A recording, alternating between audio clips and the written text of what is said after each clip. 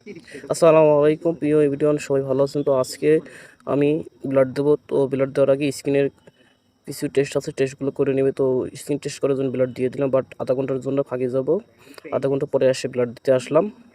But এখন আমার blood ওঠানোর জন্য আমাকে প্রস্তুতি করছে। হাতে বেঁধে নিচ্ছি, হাতে মুঠি করে নিচ্ছি। বাট এখন নিডলটা আস্তে করে লাগাই দিবে হাতের ভিতরে। এত সুন্দরভাবে ভাইয়া লাগাচ্ছে যে আমার মনে হচ্ছে এর আগে 9তম বার দিয়েছি, কিন্তু এত সুন্দরভাবে দিলে একটু ব্যথাও পেলাম না। বাট এখন লাগানোর পরে শেষের দিকে তো আমার মনে অনেক ভয় ছিল। তো ভাই এত সুন্দরভাবে লাগাইছে, আমি আকাশের দিক তাকাইছিলাম, বাট আমার কিছুই মনে হলো না।